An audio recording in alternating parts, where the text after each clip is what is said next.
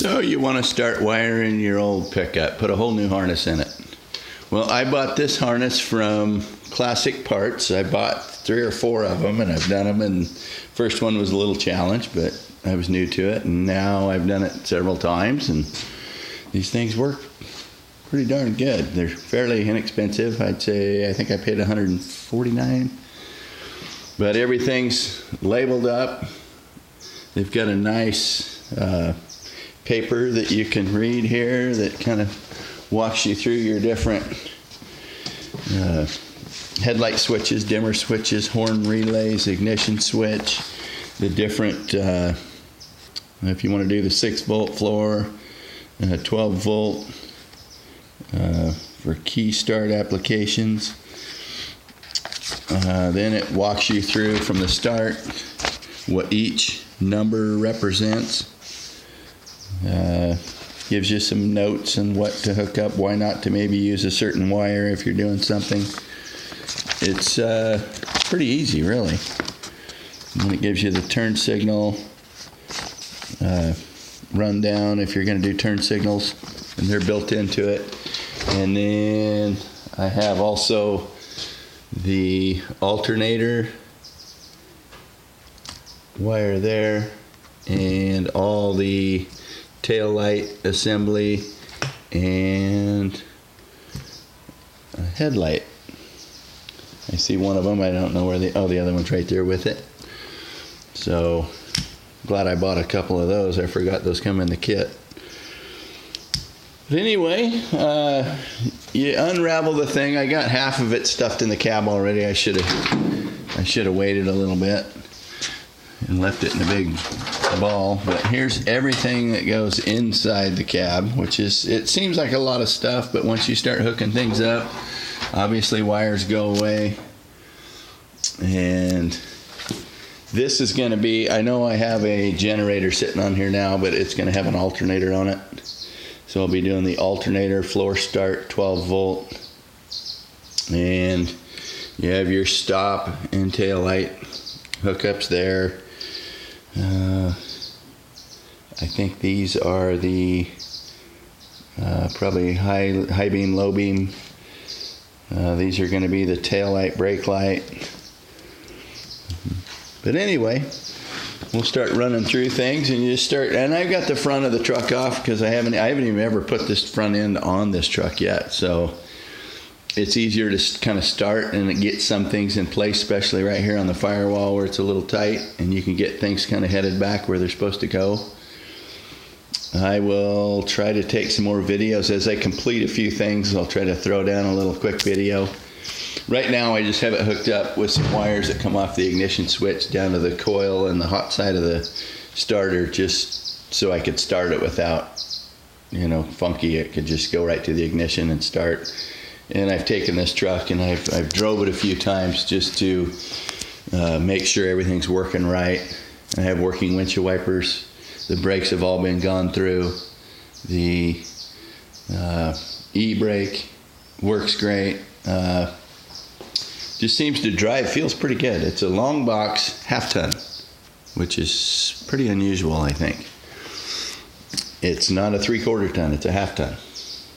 And GMC made this. It's a GMC frame. We did some modifications here on the motor mount. We had to extend it from where it used to sit back 1 3/4 inches because the GMC motor must sit in there a little different.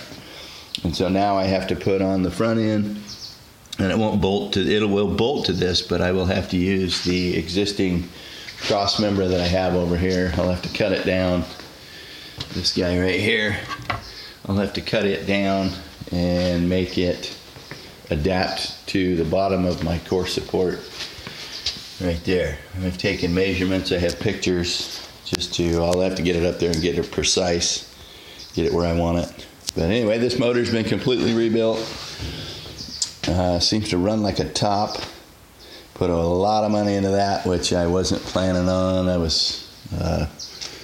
It just takes shops a lot of time and money to rebuild one of these. It's been gone through from one end to the other. The clutch works good. It was the existing clutch that was in there. Looked like it was fairly new, so we used it, and it works good. Feels good. The heater, it circulates water, does not leak. I'm not going to use this, I don't think. It's the temperature control. It leaks. I ran water through it, and I probably could get a new replacement for the seal that's in there that commonly leaks after they sit for so long. But it's like, I'm in Oregon. It doesn't get that hot here where we have to worry about water circulating through the heater core. But here's the e-brake. This thing's cool. I took this off a 2-ton truck, and I adapted a plate down under here for it, and there's e-brake off, just like the big trucks, and it works great. It's not going to be the foot style over there. It's kind of going to be a different little bird.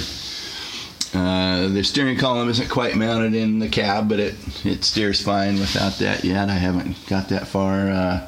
The gas tank's been cleaned. It has a new sending unit in it.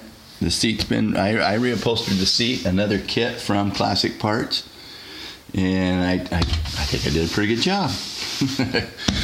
I'm probably going to tear the bottom off, put a little more padding in there. I'm kind of a bony butt guy, so I want a little more pad in my rear. And the battery box, everything just is tight. I got these blocks in here because the battery's kind of a smaller 12 volt, and I don't want it to bounce around. I don't have my top piece to screw down on there yet, but this thing, I lubed her up a little bit. She goes right on there and tightens right on. New bolts for the mounts, front and back. Starter coming through the floor.